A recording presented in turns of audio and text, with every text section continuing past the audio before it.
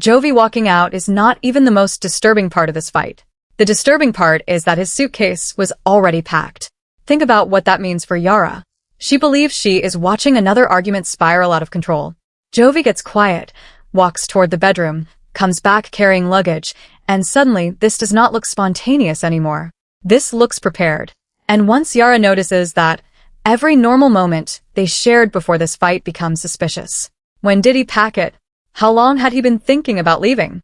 And was Yara really the last person to realize her own marriage was approaching a breaking point? Because Jovi does not simply storm out and promise to come back after he cools down. When Yara asks him the one question that matters, "Are you coming back?" he cannot give her an answer. Then things get worse. Yara realizes Jovi may have already discussed leaving with somebody else. Personal belongings appear to be gone. His message after leaving is cold and simple. He needs space, and he does not want her looking for him. But the real blow comes later, when Jovi finally says this is not about one night away. He wants separation. And that is where this story becomes much bigger than another explosive fight between Jovi and Yara. Because the question is no longer who started the argument. The real question is whether Jovi walked away to save the marriage from another destructive night, or whether that packed suitcase proves he had already started giving up before Yara even knew there was a decision to make. And the biggest twist is that by the end, Yara stops asking him to come home. The argument starts over something that looks small on the surface, and honestly, that makes complete sense. Relationships that are already carrying months of unresolved tension rarely explode over one giant issue. Usually, one tiny disagreement becomes the doorway through which every older resentment comes rushing back. Yara is frustrated because she feels emotionally alone. Technically, Jovi is still there. They share the same home. They have responsibilities. They make plans. They move through the same daily routine. But Yara does not feel like they are moving through life together anymore. That is an important difference. You can share a house with someone and still feel completely disconnected from them. At some point, the relationship becomes less about emotional intimacy and more about managing a schedule. Who is going where? When are you coming home? Who is handling this? What are we doing tomorrow? The relationship still functions, but the connection underneath it starts disappearing. From Yara's perspective, Jovi seems to have energy for everything except repairing what is wrong between them. Work gets his attention.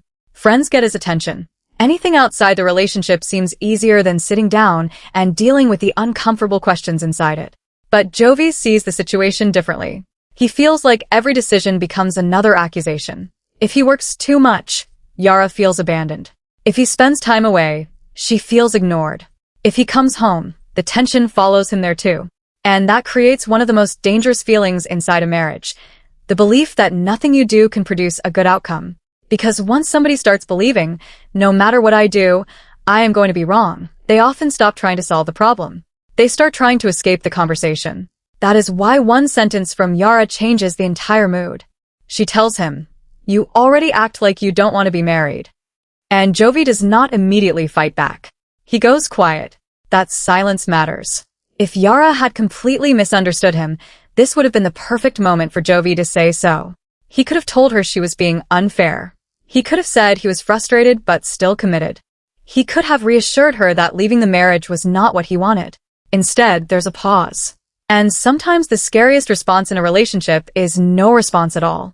People pay a lot of attention to shouting, because shouting looks dramatic. But anger still requires participation. Two people yelling are still trying to make the other person hear them. Emotional silence can mean something very different. Sometimes it means somebody is no longer trying to win the argument because, internally, they're already asking whether the relationship itself is worth fighting for. Yara seems to recognize that immediately. Suddenly, she is not arguing about Jovi's schedule anymore. She is asking whether her husband still wants the life they built. Then Jovi finally says he is exhausted. He feels like he is constantly defending himself. Every disagreement becomes another trial where both sides arrive with evidence proving the other person is the problem. Yara pushes him. If marriage feels that miserable, why is he still there? And Jovi says, maybe I shouldn't be. That is the first point where the argument becomes truly dangerous. Because Yara still seems to believe this is emotional language. Couples say dramatic things during fights all the time. I'm done. I can't live like this. Maybe we should separate. When those words are repeatedly used as weapons, eventually they stop sounding like actual decisions. So Yara thinks Jovi is bluffing. Then he stops talking. He walks into the bedroom and comes back carrying a suitcase. Now words have become action. That is why Yara freezes. Someone saying, "Maybe I should leave," can be dismissed as anger. Someone standing at the door holding luggage cannot. But then Yara notices something even worse. Jovi is not actually packing the suitcase. He is finishing it. Most of what he needs is already inside. And that changes the emotional meaning of everything. If Jovi had thrown clothes into a bag after the argument, you could call it impulsive. You could say he was angry, overwhelmed, and desperate to get out before the fight became uglier. But if the clothes were already packed, now there was thought involved. Preparation. Possibly even a plan. And that is where Yara's hurt moves beyond the fact that Jovi is leaving. Now she needs to know when he decided leaving was an option. Was that suitcase packed earlier that afternoon? After another argument? Had it been sitting there for days? Was Jovi eating dinner with Yara while already knowing he might walk out? That is the kind of detail that makes people rewrite recent history in their own minds. Suddenly, a calm conversation does not feel comforting anymore. It feels suspicious. A normal evening becomes. Was he pretending? Even a simple goodnight can become painful because Yara may start wondering whether Jovi already knew something she did not. She asks him when he packed the suitcase. Jovi avoids answering. That hesitation only increases the suspicion. Eventually, he admits he had packed some things earlier because he was considering staying somewhere else. Now, this is exactly where the situation becomes more complicated than choosing a villain. Jovi is allowed to hit an emotional limit. If he believes another argument is going nowhere, taking physical space can actually be healthier than standing there until both people say things they cannot take back. Sometimes walking away from a fight is not abandonment. Sometimes it is restraint. But there is a major difference between taking a few hours to calm down and quietly preparing to move out before your spouse understands how serious the situation has become. That is where Jovi loses some ground. Because if you had enough time to pack, you probably had enough time to say, "This marriage is reaching a point where I am seriously considering leaving." That conversation would have been painful, but at least Yara would have been part of it. And that seems to be what hurts her most. She is not only asking, "Why are you leaving?" She is really asking, "Why did I have to discover your decision instead of hearing it from you?" Then she asks the question that cracks open another problem. Who else knew? Jovi hesitates again. And to Yara, that hesitation is practically confirmation that somebody knew something. Eventually, he admits he had talked to another person about how bad things had become and that he might need space. For Yara, this is humiliating. Not because talking to another person is automatically wrong. People need friends. They need family. Sometimes you need somebody outside the relationship to help you understand your own emotions. But think about how Yara probably hears this. Someone else may have known Jovi was considering leaving before she did. That turns support into something that can feel like secrecy. And there is a big emotional difference between saying, "I talked to a friend because I was struggling," and making your spouse feel like outsiders were being briefed on the collapse of the marriage while she was still living inside it without the full story. Yara may hear only one message. Everybody gets the honest Jovi except me. But Jovi probably feels the exact opposite. From his perspective, maybe the reason he talks to somebody else is because he no longer believes he can say difficult things to Yara without the conversation exploding. And that is the deeper red flag here. It is not the suitcase. It is not even the argument. It is that neither person seems to trust the other with uncomfortable emotions anymore. Jovi does not trust Yara to hear his doubts without immediately turning them into conflict. Yara does not trust Jovi to bring those doubts to her before making private decisions. When that happens, a marriage develops two separate emotional worlds. And once that separation happens emotionally, a physical separation becomes much easier. Yara finally asks whether Jovi is leaving for the night or leaving the marriage. He reaches the door. Then she asks the one question she has probably been terrified to ask from the beginning. "Are you coming back?" Jovi pauses. And that pause says almost as much as his answer. Eventually, he tells her he does not know. That is devastating because Yara is not asking where he'll sleep tonight. She is asking whether she still has a husband tomorrow. This is also where I think both people can be understandable and still be handling things badly. Yara needs reassurance because uncertainty feels like rejection. She wants Jovi to tell her, "I am angry, but I still choose this marriage." Jovi does not want to make that promise because he genuinely does not know whether he means it. So what is worse? Giving someone reassurance you may later break? Or refusing reassurance at the exact moment they desperately need it? There is no clean answer. Yara warns him that walking through that door might permanently change the relationship. Jovi says staying and continuing the same destructive cycle could permanently change it too. And on that point, he is not necessarily wrong. But his biggest problem remains the same. His actions look more decided than his words. He says he does not know what he wants. His packed suitcase says he has at least been preparing for one possibility. Then he leaves. And Yara does something important. She does not chase him. At first, that may look like pride. But once Jovi is gone, Yara starts noticing the details he left behind. And the details he did not.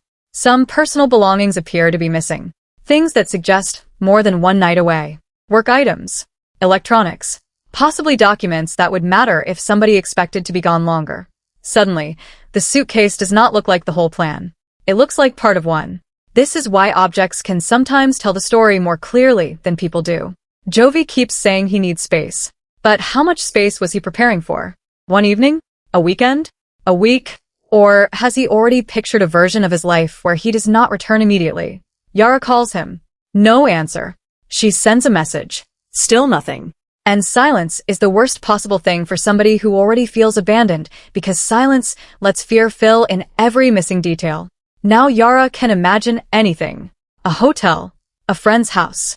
A lawyer. A permanent move. Maybe none of those things are actually happening. But when communication disappears, imagination becomes the narrator.